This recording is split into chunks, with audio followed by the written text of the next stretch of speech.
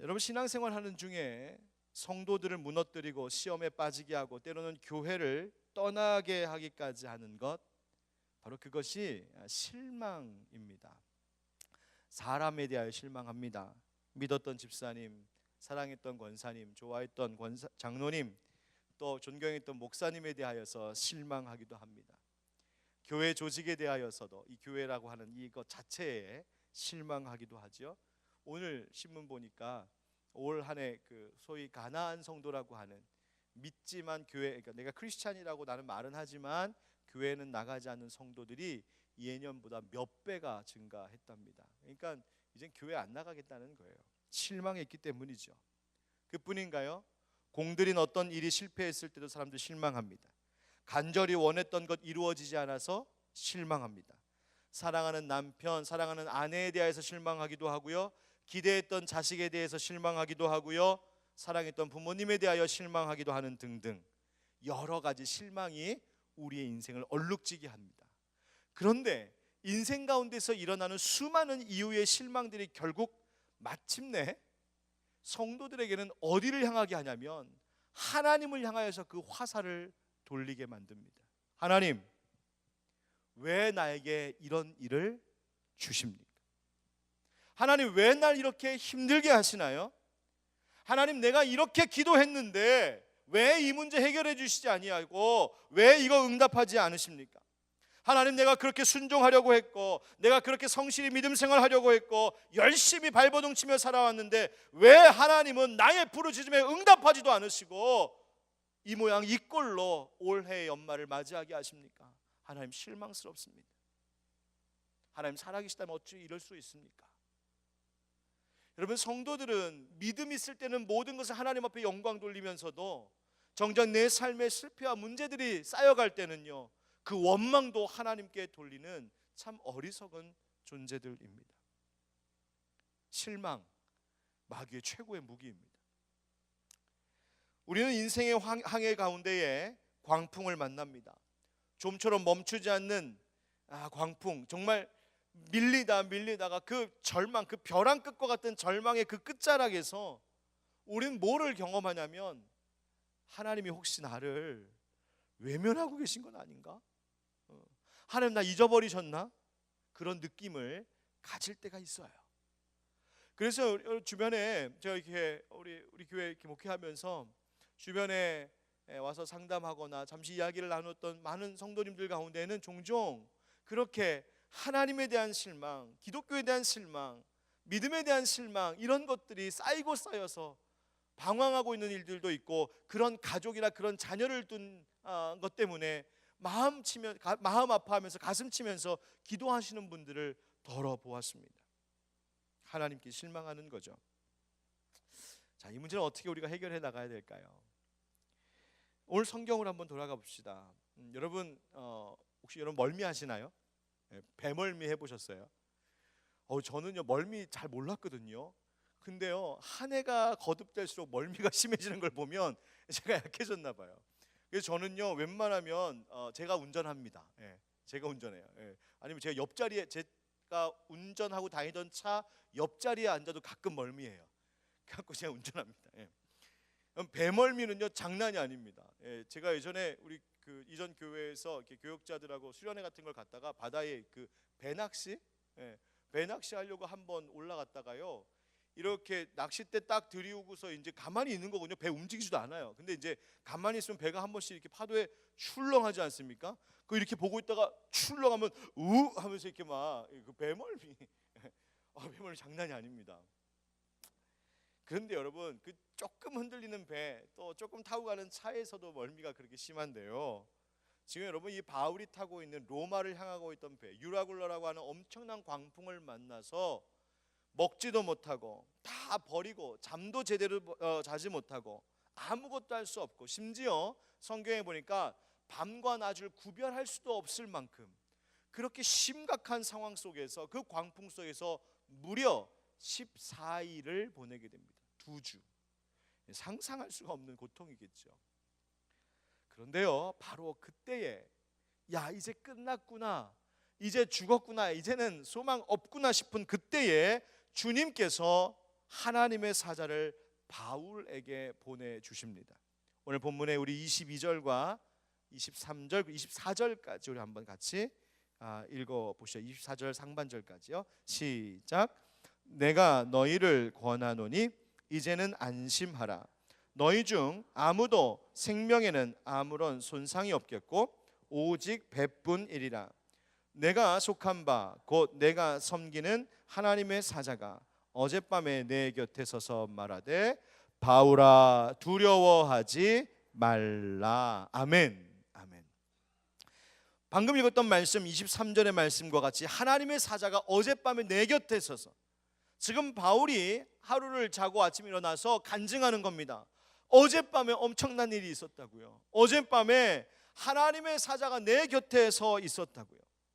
여러분, 하나님의 사자가 보내어졌다라고 하는 것은요, 곧 우리 주님이 그곳을 주목하고 계시다는 이야기고, 곧 주님께서 그곳에 임재하고 계신다는 의미입니다.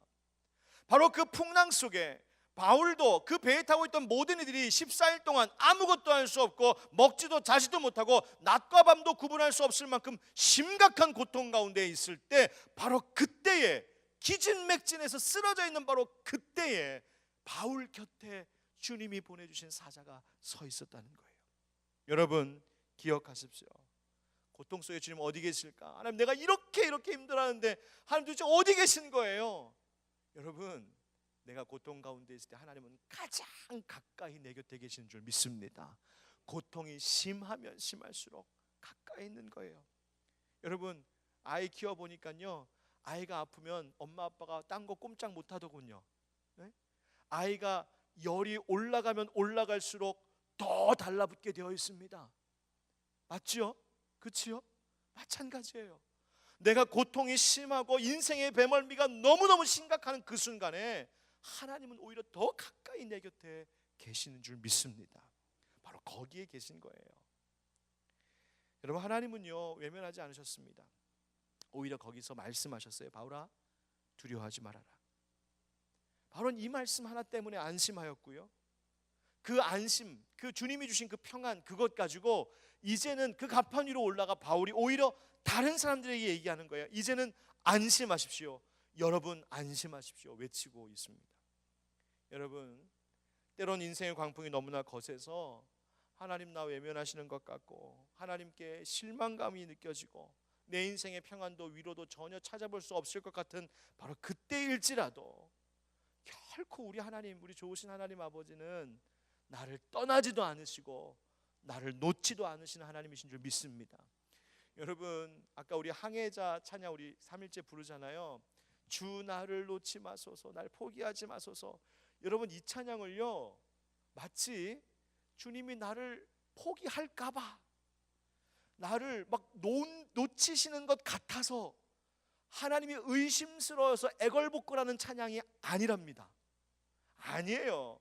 하나님은 절대로 나를 놓지 않으실 것이고 하나님은 나를 절대로 포기하지 아니하실 것을 믿는 확신의 찬양이어야 합니다. 여러분 아셨어요? 예, 그렇게 불러야 되는 찬양이에요. 하나님 놓지 않으십니다. 오늘 저도 여러분께 담대히 선포하겠습니다. 여러분, 인생의 광풍 만나고 계십니까? 두려워 마십시오. 안심하십시오. 주님이 우리의 항해를 인도하고 계시는 줄 믿습니다. 그러면 인생의 이 항해에서 우리가 때로는 실망하게 될 때 우리 무엇으로 이것을 이겨낼 수 있을까? 그렇죠? 실망감이 찾아올 수 있잖아요. 두려움이 찾아올 수 있잖아요. 낙심될 때 있잖아요. 그때 이걸 어떻게 그러면 이겨나가야 할 것인가? 이것이 중요하거든요. 어떻게 하면 우리가 인생 가운데 찾아오는 이 실망을 넘어서서 오히려 그 실망스러운 상황 속에서도 여전히 함께하고 계신 주님을 경험할 수 있을까? 바로 여기에서 믿음이라고 하는 것이 작용해야 하는 것입니다. 믿음. 그래서 우리의 인생의 항해는요, 다시 한번 따라합시다. 믿음으로 가는 항해. 예, 여러분, 우리의 인생의 항해는 믿음으로 가는 항해예요. 그러면 도대체 어떤 믿음이 필요한가? 오늘 말씀 통해서 그것을 배워보려고 합니다. 첫 번째 따라하시죠. 다시 고백하는 믿음. 바울이요, 밤중에 찾아오신 그 하나님의 사자로부터 어떤 약속을 받았냐면 너 결코 목숨을 잃지 않을 것이다 라는 약속의 말씀을 받았습니다.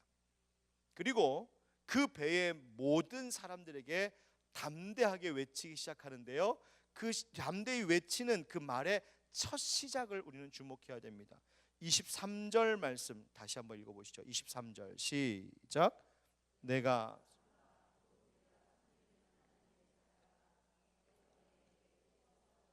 아멘. 자, 잘 들어보세요. 23절 시작이 뭐라고 말합니까? 내가 속한 바, 내가 섬기는 하나님의 사자가. 내가 속한 바, 내가 섬기는 하나님, 이것이 무엇이냐면 바로 바울의 신앙 고백이었습니다. 그곳에서 자기를 감시하고 자기를 압송하기 위하여 자기에게 붙여준 그 군인들과 그 백부장, 그 로마 장교 앞에서 뭐라고 말했냐면 내가 누구인지, 내가 누구에게 속하였는지를 먼저 고백했습니다. 자신이 누구인지, 나는 하나님께 속하였습니다. 나는 하나님 겁니다라는 말입니다. 하나님, 바로 살아계신 하나님, 이 모든 항해와 이 모든 광풍마저도 다스리고 계신 나는 하나님께 속한 사람입니다. 그래서 나는 하나님을 섬기는 사람이요, 하나님은 내가 섬기는 분이십니다. 내게 약속을 주신 하나님이 누구인지, 그리고 그 하나님과 나의 관계가 어떠한지를 고백하고 있습니다. 마치 이 고백, 내가 속한 바, 내가 섬기는 하나님이라고 하는 이 고백은요, 마치 이 광풍으로 먹구름 가득한 이 망망대해 한복판에서 마치 예리한 칼날과 같이, 빗줄기 하나 같이 그 고백이 쫙 하고 하나님 앞에 올라가는 바로 그 고백이에요. 깜깜한 이 지중해 바다에서 어디선가 번쩍번쩍거리는 보석 하나의 그 광채처럼 그렇게 빛나고 있는 고백이 바로 이 고백입니다. 공동번역에서는요, 이 번역을 어떻게 말했냐면 나를 지배하시는 하나님, 내가 섬기시는 하나님입니다 라고 고백하고 있습니다. 내가, 다시 한번 저를 따라하시죠. 나를 지배하시는 하나님, 내가 섬기는 하나님. 바로 이와 같은 고백, 바로 이 고백을 다시 하나님 앞에서, 사람들 앞에서, 세상 앞에서, 인생의 광풍 앞에서 다시 하나님은 내 하나님이십니다, 나는 하나님께 속했습니다, 나는 하나님을 섬기는 사람입니다, 바로 이 신앙을 다시 고백하는 것이 우리의 첫 번째 믿음의 발걸음입니다. 여러분, 욥의 이야기 잘 아시죠? 사탄은 욥의 재산 뺏으려고 그를 괴롭힌 것 아니었습니다. 욥기 1장 10절과 11절 말씀 한번 보시죠. 시작. 주께서 그와 그의 집과 그의 모든 소유물을 울타리로 두르심 때문이 아니니까 주께서 그의 손으로 하는 바를 복되게 하사 그의 소유물이 땅에 넘치게 하셨음이니이다. 이제 주의 손을 펴서 그의 모든 소유물을 치소서. 그리하시면 틀림없이 주를 향하여 욕하지 않겠나이까. 여러분 보세요. 사탄이 왜 하나님 앞에 우리 욥을 한번 치자고 그렇게 권하고 있어요? 그가 만약에 가진 거 다 빼앗기고 그를 치면 그가 분명히 뭐 할 거라고요?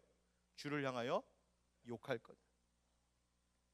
사탄의 목적은 그가 하나님께, 즉 욥이 하나님께 대한 신앙을 포기하는 것에 이 목적이 있었습니다. 하나님께 실망하라고, 하나님께 원망하라고, 하나님 앞에 불평하라고, 하나님을 불신하라고. 사탄은 어떻게든 우리 하나님께 대하여 실망과 원망, 이 불평, 불만, 이 믿음의 포기, 이것을 가져오게 하기 위하여 모든 것을 다 빼앗는 일을 하자고, 해보자고 그렇게 공격한 것입니다. 왜요? 재산 다 잃어도, 건강 다 잃어도 하나님 믿는 믿음 포기하지 않으면 다시 회복할 수 있지만, 내가 건강 다 가지고 있고 재산 다 잘 지키고 있어도 하나님을 향한 그 믿음 포기하는 순간 다른 것 다 잃은 것보다 더 심각한 곳으로 떨어지기 때문입니다. 사탄은 그것을 알았기 때문이죠. 오늘 본문 말씀으로 돌아오면 25절에 뭐라고 말합니까? 바울이 그러므로 여러분이여 안심하라, 나는 내게 말씀하신 그대로 되리라고, 다 같이 시작. 하나님을 믿노라. 하나님을 뭐한다? 믿는다. 나는 하나님을 믿고 하나님이 내게 약속하신 그 말씀대로 이루어질 것을 나는 믿습니다. 여러분, 이 연말에 또 이제 다음 주 우리 연초에 우리가 이 집회와 기도의 시간을 지키고 말씀을 많이 듣는 거 좋습니다. 그런데 그것으로 완성되는 것은 아니에요. 정말 중요한 것은 여러분이 들은 말씀 중에 또 여러분 찬양과 기도 가운데 하나님께서 내게 울려주신 그 감동으로 주신 하나님의 그 말씀 가운데에 단 한 가지라도 내가 아멘 고백하며 믿음으로 나를 향한 하나님의 약속으로 받을 때 그것이 능력이 있음을 기억하시기 바랍니다. 믿는 믿음입니다. 혹시 여러분 지난 한 해 동안 내게 있었던, 우리 각자에게 있었던 여러 가지 힘들었던 일 때문에 하나님께 실망하고 원망하지는 않았는지 한번 돌아보십시오. 가정이나 교회나 직장에서 있었던 어떤 일 때문에 하나님을 향한 원망이 나에게 혹시 있지는 않았을까? 뜻대로 되지 않은 것 때문에 내가 믿는 이 믿음을 포기할 유혹을 받지는 않았는지 한번 우리를 점검해 봐야 합니다. 그리고 하나님 앞에 다시 고백하십시오. 하나님, 나는 하나님께서 지배하시는, 하나님께서 다스리시는 사람입니다. 나는 하나님께 속한 사람입니다. 나는 하나님을 섬기는 사람입니다. 하나님, 나뿐만 아니라 내 남편도, 내 아내도, 내 자녀들도, 내 가정도 우리는 하나님께 속해 있습니다. 여러분, 이 믿음을 다시금 고백하고 굳게 하시기를 주의 이름으로 축원합니다. 여러분, 우리가 이제 12월 31일 자정이 되면 송구영신 예배 드리죠. 사실 송구영신 예배, 이렇게 자정에 예배 드리는 교회는 우리 한국밖에 별로 없는 것 같아요. 이 송구영신 예배, 즉 신년에 새롭게 시작하는 이 예배가 어떻게 시작되었을까, 그 흔적들을 찾아 올라가다 보면 여러분, 감리교회 창시하신 존 웨슬리 목사님 아시죠? 이 존 웨슬리 목사님이 이렇게 디자인한 여러 그 예배들 가운데 이런 예배가 있습니다. 언약갱신 예배라는 것이 있습니다. 언약갱신 예배. 이 언약갱신 예배라고 하는 것은 뭐냐면, 우리가 예수 그리스도를 주로 고백하고 세례를 받으면서 우린 주님의 언약 백성 되었잖아요. 그렇죠? 너는 나의 백성이 되고 나는 너의 하나님이 되겠다라고 하는 그 약속. 네가 내 계명을 지키고 마음과 뜻과 힘을 다하여 나를 사랑하고 섬기면 넌 내 백성이야. 하나님 분명히 우리 언약, 약속 맺었습니다. 근데 우리가 살다 보면 그 약속을 잊어버리기도 하고 소홀하기도 하고 또 깨트리기도 하고 그러면서 살아오잖아요. 그래서 매해의 초에 다시 그 언약을 다시 재갱신하는 의미로 하나님, 내가 다시 갱신합니다 라고 하는 의미로 예배를 드렸던 것이 있습니다. 그것이 우리 송구영신 예배하고 의미가 이렇게 딱 맞아떨어져요. 여러분, 우리가 이제 내일 모레 송구영신 예배 드릴 텐데요, 그때 이 일 하시기 바랍니다. 주님, 나는 하나님께 속한 사람이요, 나는 하나님을 섬기는 사람입니다. 나는 하나님이 다스리시는 사람입니다. 하나님과의 그 언약을 재계약, 재갱신함으로 내년 한 해가 하나님이 또한 지켜주시는 은혜의 한 해가 되기를 주의 이름으로 축원합니다. 바로 이것이 첫 번째, 다시 고백해야 된다. 내 믿음을 다시 고백해야 된다. 두 번째로 따라하시죠. 사명을 붙드는 믿음. 24절 말씀을 우리 다시 한번 읽어보겠습니다. 24절 시작. 바울아, 두려워하지 말라.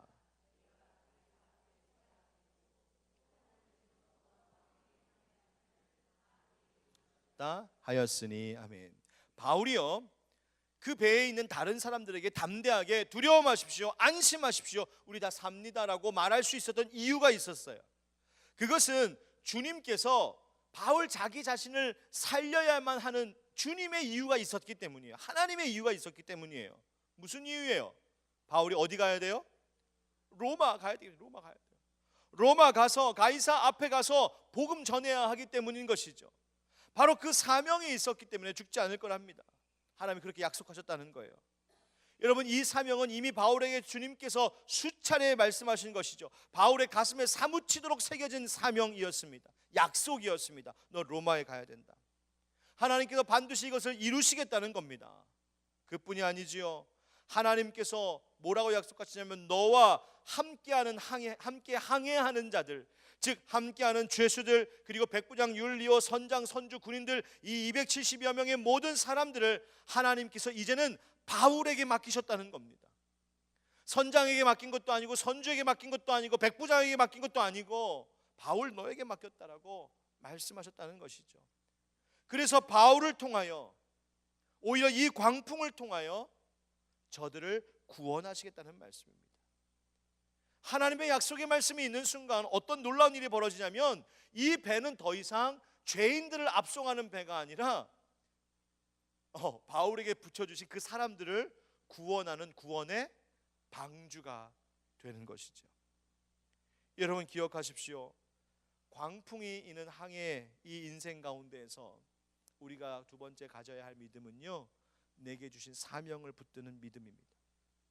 이 사명에 대하여, 내게 주신 사명에 대하여 하나님과 깊이 이야기 나누십시오. 사명에 대하여서 홀로 깊이 한번 생각해 보십시오. 그리고 나의 사명에 대하여서 나눌 수 있는 일이 있다면 주변 사람들과 함께 나눠 보십시오. 그 사명을 다시 붙들 때 우리는 광풍을 헤쳐나갈 수 있는 믿음을 갖게 됩니다. 저에게도 하나님 주신 사명이 있습니다. 무엇보다도 이 교회입니다. 하나님께서 이 하늘빛 광성교회가 바른 교회 되고 건강한 교회 되게 하는 것 제게 맡겨주신 사명입니다. 정말 그냥 얄팍한 그런 교회가 아니라 깊이 있는 교회가 되게 하는 것, 주님이 정말 이 시대에 원하는 그런 교회가 되는 것. 비록 신생교회이지만 이제 막 시작한 교회도 이렇게 할 수 있구나. 교회가 세상 사람들하고 똑같은 줄 알았더니 교회는 뭔가 다르구나. 하늘빛 광성교회에 다니는 성도들은 뭔가 다르구나. 그런 이야기 들을 수 있는 교회와 성도들로 양육하는 것 제 사명입니다. 상식이 통하게 하고 한쪽으로 치우쳐서 편견과 편협함 가운데 매여 있지 않고 균형 잘 잡힌 교회, 통이 좀 큰 교회, 문이 활짝 열려 있는 교회, 그런 교회 만들라고 하나님 제게 사명 주셨어요. 뿐만 아니라 저는요 개인적으로 이런 사명도 있어요. 비전입니다. 멀게는요 제가 시작한 학문의 이 길을 끝까지 가서 우리 교회와 함께, 우리 교회 성도들과 함께 제3세계 우리 막 선교 지금 보고 막 전하고 교회가 일어나는 제3세계의 현지 목회자들이 신학교육 잘 못 받거든요. 특별히 실천적인 것들을 잘 못 받거든요. 그래서 그렇게 제3세계에 있는 현지 목회자들 한국으로 좀 불러다가 설교, 바른 예배에 대해서 가르치고 도와주고 교육하는 거 저의 비전입니다. 제 사명이라고 생각합니다.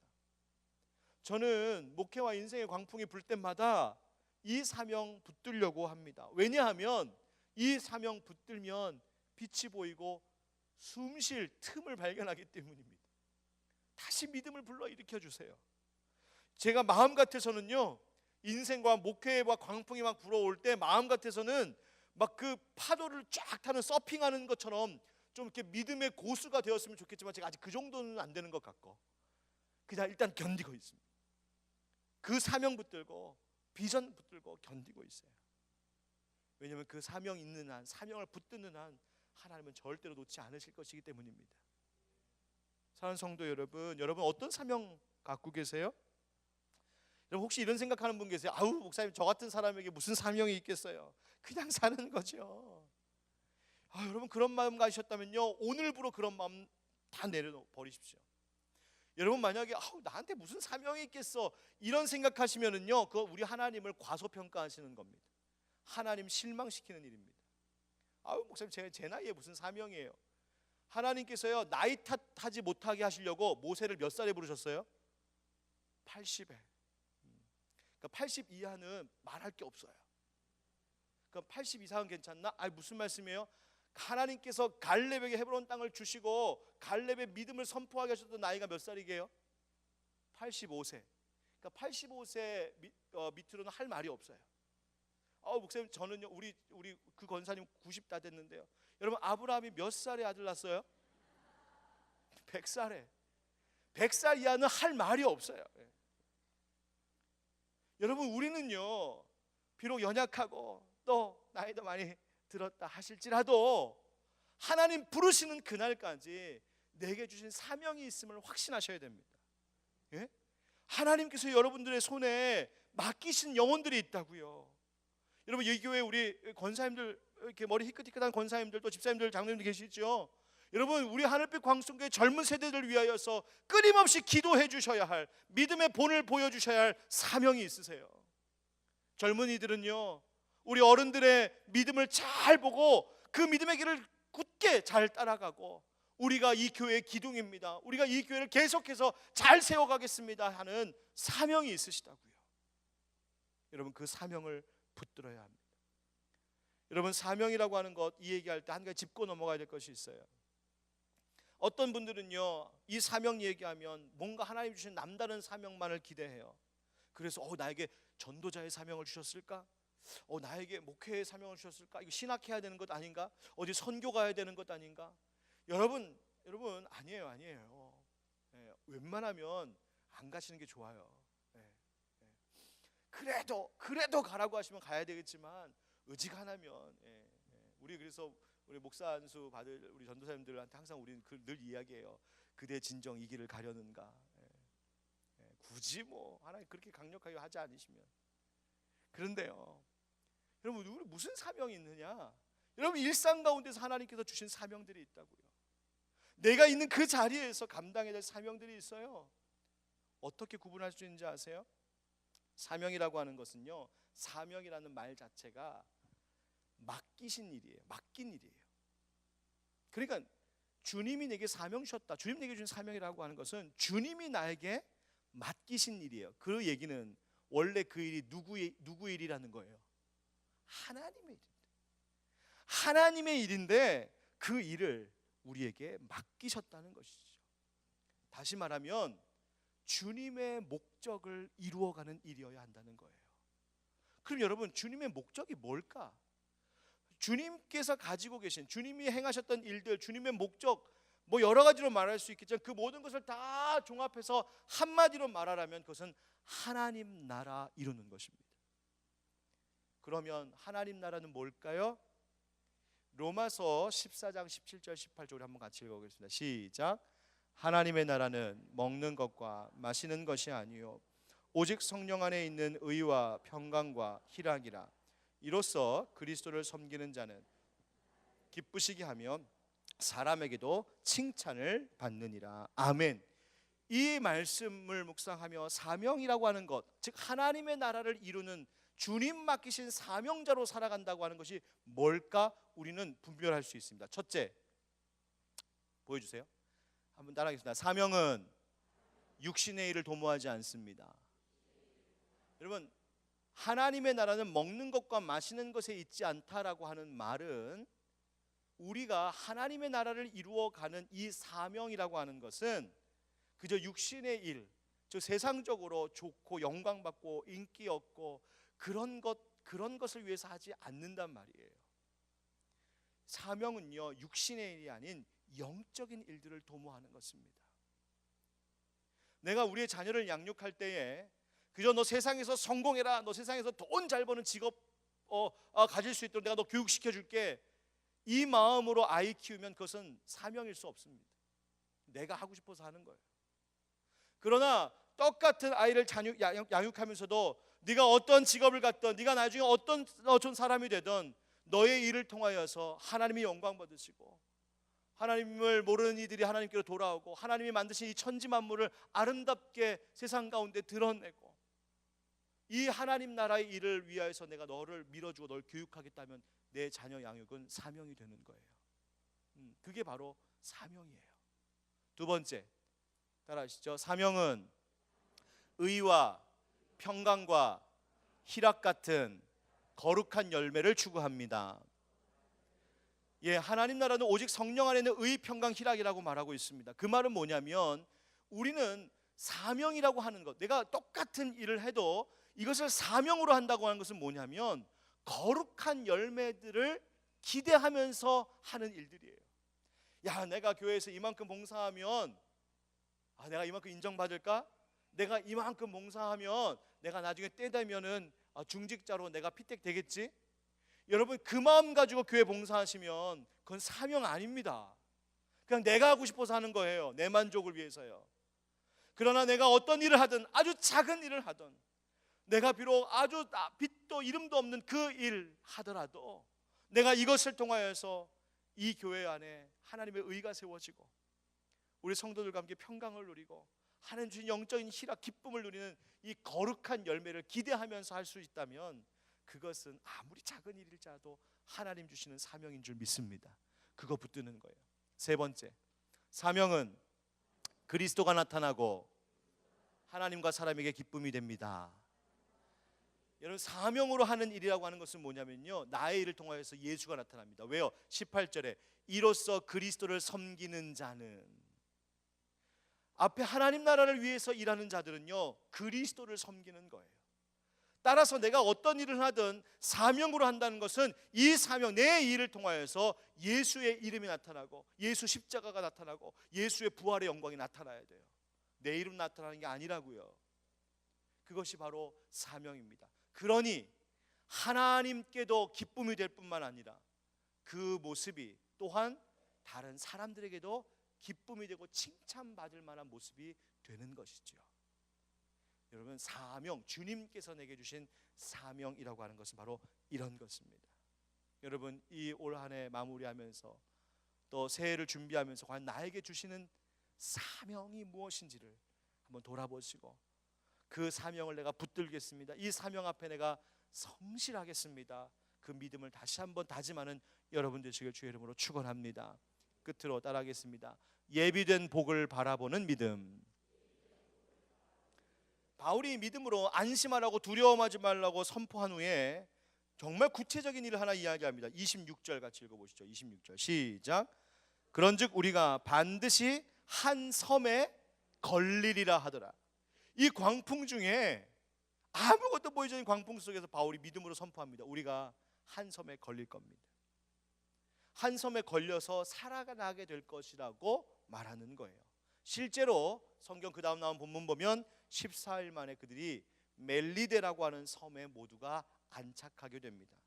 바로 그런데 그 멜리데라고 하는 섬에서 바울을 포함한 모든 일행들이 거기서 쉼을 얻고 다시 충전하는 축복의 섬이 됩니다. 도대체 어떤 복이 있었을까? 그 이야기는 다음 주 이 시간에, 다음 주 금요기도의 설교 제목이 멜리데의 축복입니다. 오늘 중요한 것은 유라굴로라고 하는 이 광풍 속에서도 주님께서는 바울의 일행이 다시 출발할 수 있도록, 다시 시작할 수 있도록 한번 쉬고 한번 충전할 수 있는 그 자리를 주셨습니다. 이 일을 통해 바울의 영적 권위가 살아나고 하나님의 살아계심이 증거됩니다. 하나님께서 이 멜리데 섬에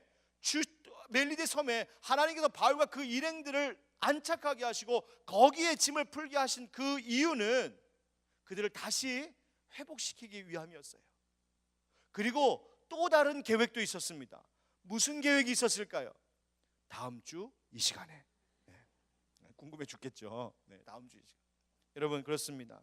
하나님은요 바울을 태운 이 배가 표류하던 중에 절대로 외면한 건 아니었습니다. 우리가 어려운 일 당할 때 하나님 실망스러운 그런 하나님은 아닙니다. 바울은요 주님의 보이지 않는 손을 믿었어요. 왜요? 바울은요 이미 주님의 그 보이지 않는 손을 이전에 경험했었거든요.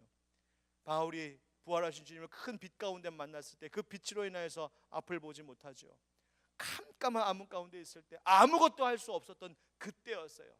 실망하고 절망하고 두렵고 공포 가운데 있었을 그때. 그런데요 얼마 있다가 누가 찾아오잖아요. 경건한 사람 아나니아가 찾아와요. 아나니아가 찾아와서 그에게 사명을 들려주고 치유해 주지 않습니까? 그 얘기 뭐예요? 바울은 알았다는 거예요. 내가 깜깜할 때 아무것도 볼 수 없었을 때, 그러나 주님은 나를 외면해 두고 계신 것이 아니라 나를 사명의 길로 치유의 은혜로 인도할 누군가를 지금 준비하고 계셨던 걸 본인은 알았던 거죠. 마찬가지예요. 여러분, 우리의 인생의 광풍 가운데 두려워하지 마십시오. 주님은 지금도 우리를 위해 일하고 계신 줄 믿습니다. 그 믿음으로 승리할 때 우리는 모든 실망을 뛰어넘어 우리가 바라는 그 항구 가운데 이르게 하시는 은혜가 있을 줄 믿습니다. 아멘.